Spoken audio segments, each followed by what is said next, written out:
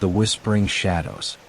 It was a cold, moonless night when Emily decided to spend the weekend at her grandmother's old, creaky house in the countryside. The house stood isolated, surrounded by thick woods, and had been empty since her grandmother passed away years ago. The moment she stepped inside, the air felt heavy. The grandfather clock in the hallway ticked loudly, echoing through the stillness. Emily shook off her unease and began exploring the house, memories of her childhood flooding back. As she entered the living room, she noticed something strange. On the dusty coffee table lay a single, fresh rose. Her grandmother had loved roses, but there was no way anyone had been in the house to place it there. She dismissed it as her imagination playing tricks and headed upstairs to her old bedroom. That night, as Emily lay in bed, she heard it, a faint whisper. At first it was so soft she thought it might be the wind. But then it grew louder, clearer. "Emily?" She sat bolt upright, her heart racing. "Who's there?" she called out, her voice trembling. Silence. The whisper came again, this time from the hallway. Summoning her courage, Emily grabbed her phone for a flashlight and stepped into the dark corridor. The floorboards creaked beneath her feet as she followed the sound, which seemed to be coming from the attic.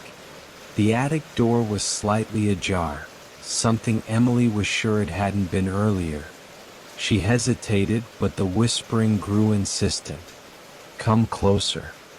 Her hand shook as she pushed the door open. The attic was pitch black, except for a faint glow coming from a corner. As she stepped closer, she saw an old mirror leaning against the wall. The glow was coming from the mirror itself, an eerie, silvery light. Suddenly, the whisper turned into a chilling laugh.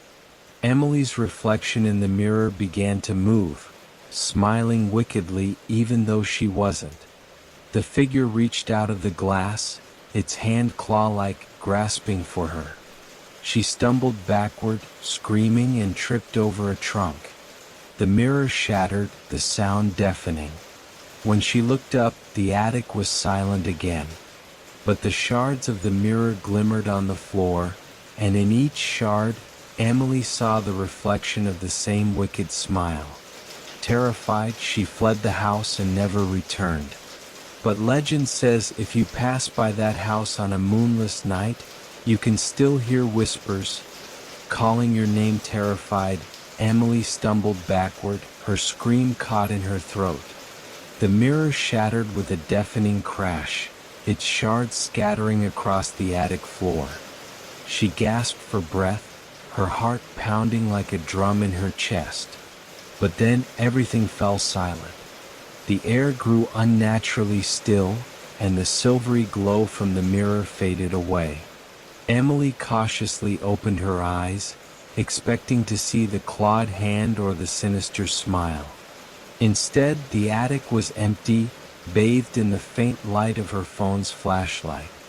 She scrambled to her feet, her hands trembling as she picked up a shard of the broken mirror. To her shock, her reflection in the shard was not her own. It was her grandmother's face, kind and sorrowful. Her lips moved, forming the words, "Leave this house, Emily. It is not safe." A chill ran down her spine. Tears filled her eyes as she whispered, "Grandma? What's happening?" But the image vanished and the shard went dark. Suddenly, a cold breeze swept through the attic, extinguishing her phone's flashlight. The whispers returned, louder this time, surrounding her from all directions. "You cannot escape." Summoning every ounce of courage, Emily screamed, "You don't belong here. Leave us alone." The attic trembled as if the house itself was responding to her defiance. The whispers turned into wails, then into a deafening silence. Emily felt a force push her out of the attic, and she tumbled down the stairs, landing on the cold wooden floor below. When she looked up, the attic door slammed shut, and the house fell quiet once more. Emily didn't hesitate. She ran out of the house, her breath visible in the cold night air. As she stood on the porch, catching her breath, she glanced back one last time. Through the attic window, she saw a faint, glowing figure, her grandmother, standing tall as if guarding the house. Her lips formed a final message. "It's over now.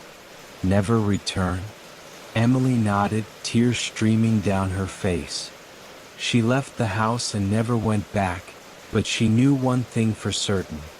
Whatever haunted her family's home had been waiting for her. And thanks to her grandmother, it would never harm anyone again.